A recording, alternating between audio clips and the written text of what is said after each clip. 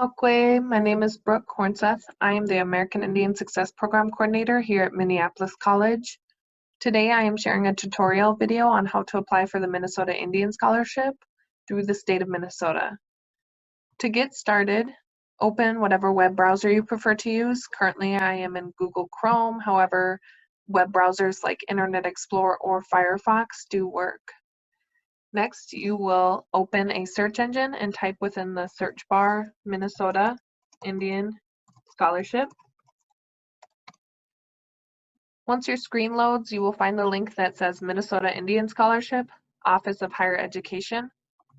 Click the link and you will be directed to the Minnesota Indian Scholarship homepage. Scroll down until you reach the Who is Eligible section and review the eligibility requirements for the scholarship.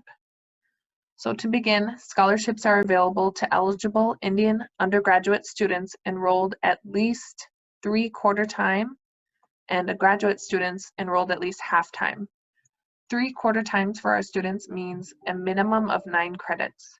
You can certainly be taking more credits, however, you need at least 9 credits to qualify for this scholarship. Additional requirements include you must be 1/4 or more American Indian, you must be a Minnesota resident, you must be enrolled in an accredited college, university, or vocational school in Minnesota, and you must be an undergrad student who qualifies for either a Pell or state grant and demonstrates financial need, or a graduate student who demonstrates financial need.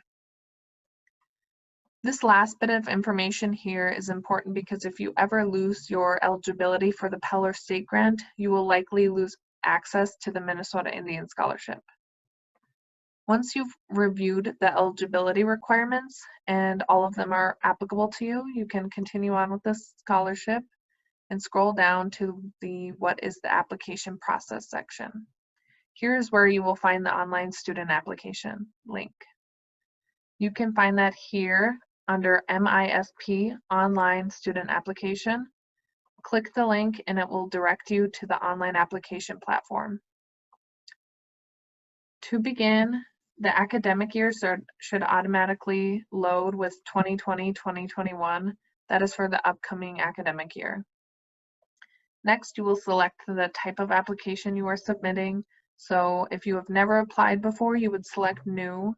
If you have applied in the past, you would select Renewal.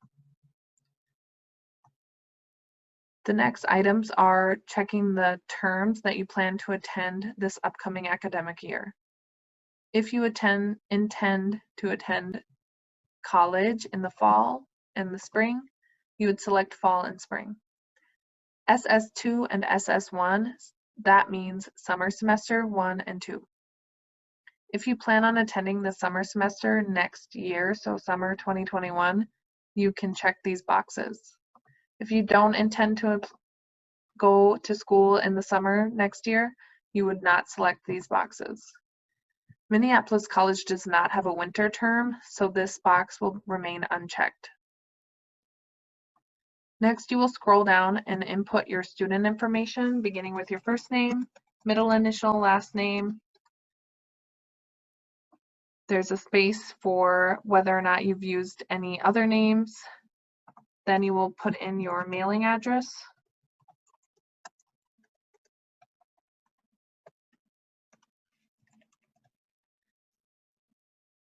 If your permanent address is different from your mailing address, you will input your permanent address here within this gray box.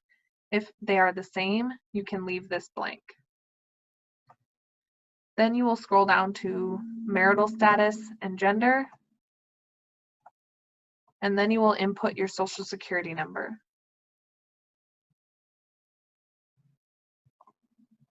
After inputting your social security number, you will put in your date of birth, type in your phone number, making sure to separate each section of your phone number.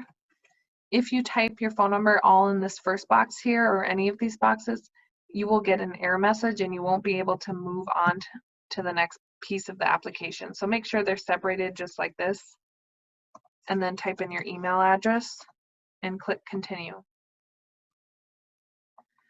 Next, you will select what college you plan on attending. If you plan on going to Minneapolis Community and Technical College, you will scroll down till you find us here. If you plan on attending a different college, certainly you can go through the list and find whatever college you plan on attending. Next, you will select what degree you plan on seeking. So this could be a certificate or diploma, associate's, bachelor's, and so forth. So select whichever one you're seeking. Next, you will input what major you're currently pursuing. If you do know what major you're pursuing, type that in here. If you are not sure, you can certainly put in liberal arts and continue on. This next piece is inputting what date you expect to graduate. They will not hold you to this date, so whatever your current plans are for graduation, you can input that here. If you plan, for example, on graduating in spring 2021, you would put May 2021. If you plan on graduating in the fall of 2021, you would put December 2021. The next question is, do you intend to enroll in a teacher preparation program? This question is referring to a program for students who have already received a bachelor's degree and would like to start teaching. If you intend to do this, select yes. If not, select no.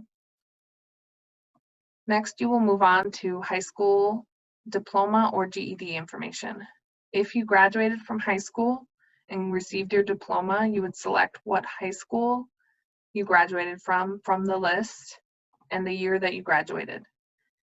If after reviewing all of these names, you cannot find the high school that you graduated from, you would select this last option here, other, and still put in the year of high school graduation.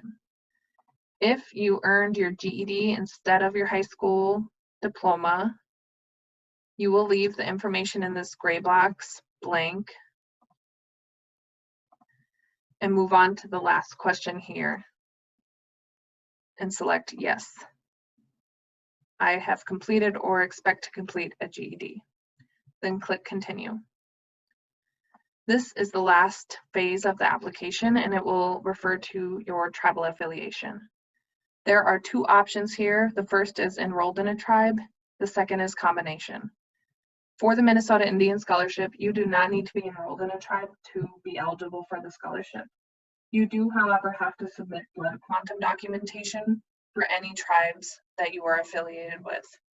So if you are enrolled in a tribe, select the first option. If you are not enrolled, you can click combination.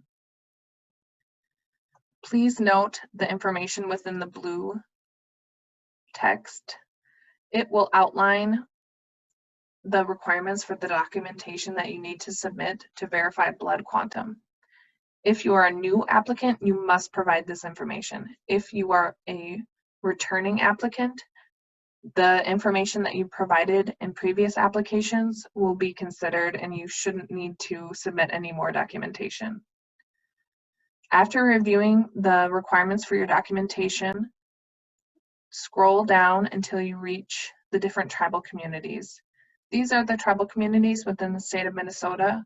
Select any of these that you are affiliated with. If you are not from a tribal community in Minnesota, there is space below here in this gray box to input the tribal community that you are from.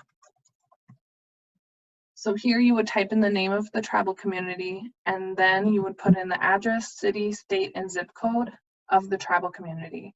You can find this information by Googling your tribe, and the tribal office's information should pop right up so that you have access to the address, city, state, and zip code. After identifying the tribal community that you're affiliated with, you will scroll down here to the last piece of the application. This is the student certification and permission for release of information.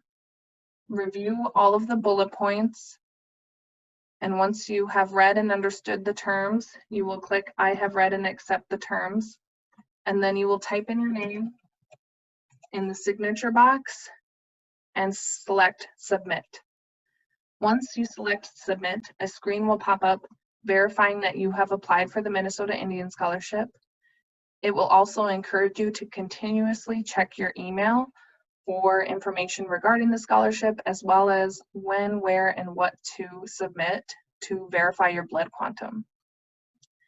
If you have any questions about this application process, feel free to email me. My email is brooke.hornseth@minneapolis.edu. I will submit a link below for my email address just for ease of use. If you have other questions unrelated to this scholarship, again, feel free to email me. Otherwise, thank you all for tuning in, and I hope you have a nice day.